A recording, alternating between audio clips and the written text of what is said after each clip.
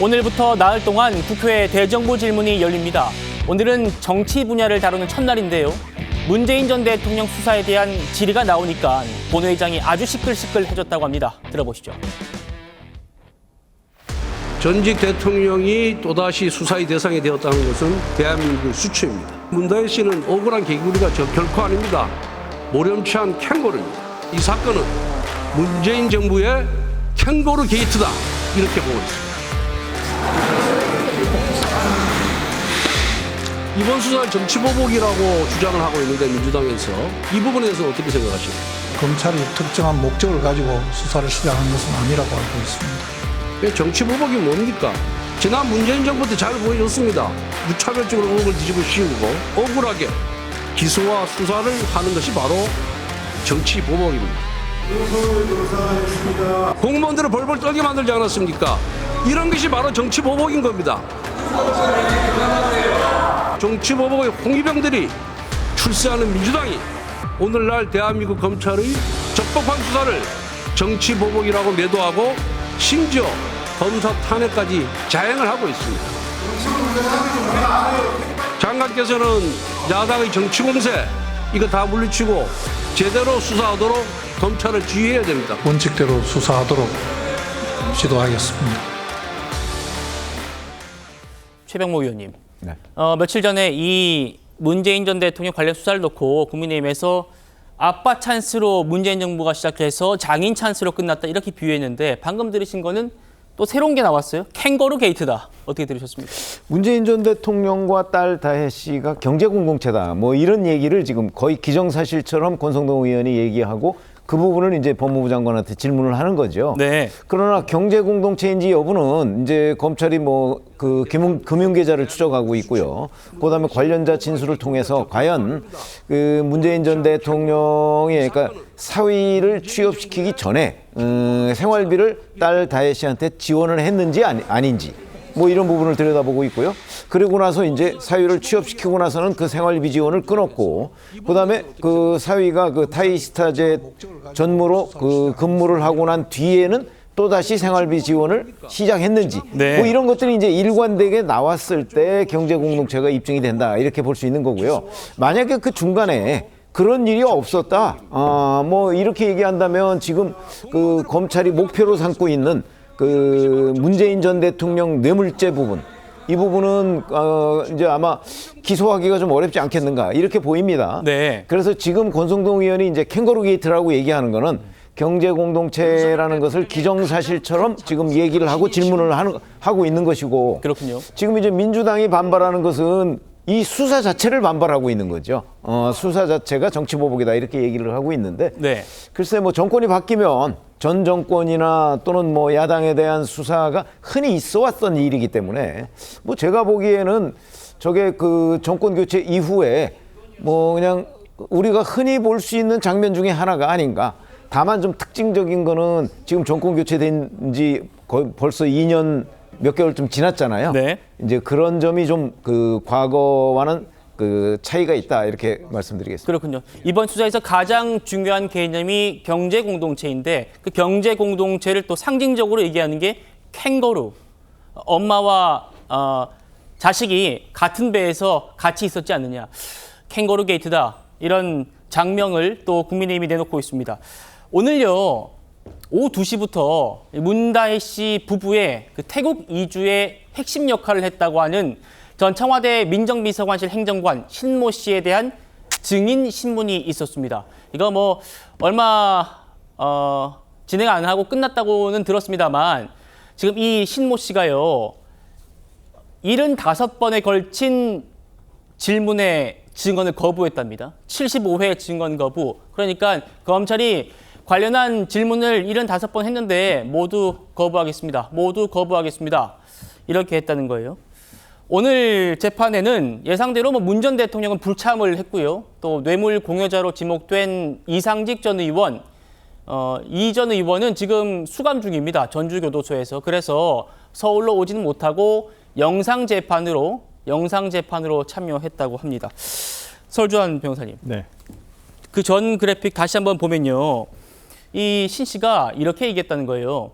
증언 거부하면서 나는 이제 참고인이 아니란 걸 내가 알고 있다. 피의자로 전환될 가능성 때문에 나는 증언을 못하겠다. 그러니까 지금 이분은 참고인 신분이지만 검찰의 영장을 보니까 내가 핵심적인 역할을 했다고 쓰여 있더라. 그래서 나는 피해자겠구나. 라고 지금 본인도 생각한다는 겁니다. 네, 그러니까 저는 지금 이 수사가 원칙대로 가고 있지는 않다고 봅니다. 수사에서는 예를 들어서 스텝 바이 스텝이 있습니다. 1, 2, 3, 4, 5의 형식으로 가야 되는데 지금 이제 검찰에서 이 신모 씨에 대한 공판 기일 전 증인 신문을 하고 있거든요. 이건 이제 형사소송법 221조의 2에 이제 규정된 것인데, 그러니까 불가피한 경우입니다. 범죄 수사에 있어서 없어서는 아닌데 사실 안다고 명백하게 인정되는 자가 출석 또는 진술을 거부하는 경우에 검사가 일회 공판 기일 전에, 그러니까 재판을 하기 전에 어떤 법원에서 판사에 대한 증인신문을 청구해서 어떤 이 진술을 확보해 놓는 방법입니다. 근데 우리가 이 사람에 대해서 지금 출석을 검찰에서 요구했느냐? 공식적으로 또 없었다는 것이거든요. 이제 물론 검찰은 전화상으로 유선상으로 소환을 요청했다고 하지만은 예. 또 그때는 뭐 이 사람이 거부했다라는 식으로 지금 검찰에서는 주장을 하고 있는 것이고요. 그렇기 때문에 또 특히나 이 신모 씨 같은 경우는 압수수색 영장을 보니까 거의 내가 피의자로 전환될 가능성이 굉장히 높더라. 근데 지금은 증인이지만 제3자이지만 나중에 피의자로 되면 이 자기가 증인 때 진술을 해놨던 것이 자기에게 불리한 증거로 사용될 수가 있기 때문에 네. 지금 이 신모 씨 입장에서는 당연히 법적 절차에 의해서 근거에 의해서 자기의 불리한 진술을 할 수가 없다라고 해서 진술을 거부한 것으로 보입니다. 네. 정광재 대변인이 나오셨는데 네. 어떻게 보세요? 오늘 재판. 이 신모 씨 핵심 인물로 꼽힙니다. 다혜 씨 부부가 태국으로 이주하는데 정말 모든 걸 다 챙겨줬다는 게 지금 검찰의 시각인데 본인이 진술하는 게 나에게 불리하구나라고 느꼈다는 거예요? 네.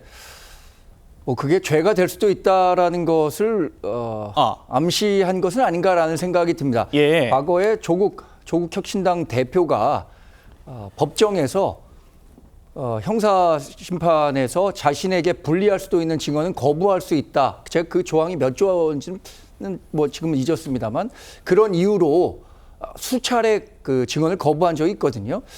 신모 씨라는 이 행정관도 자신의 발언이 재판에 영향을 줄 수도 있고 네. 그것이 이후에 자신 재판 받는 과정에서 불리하게 작용할 수 있다는 점을 충분히 알고 있기 때문에 대답을 안 했다고 보는데 그것을 보는 국민들의 마음은 뭔가 좀 불편한 게 있으니까 말하지 않는 거 아닐까라고 생각하지 않을까 예상해 봅니다. 그렇군요.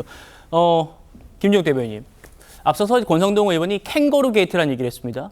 이게 최 의원님 잘 설명해 주셨는데 경제 공동체라는 개념을 아주 상징적으로 비유한 그런 걸로 보여요.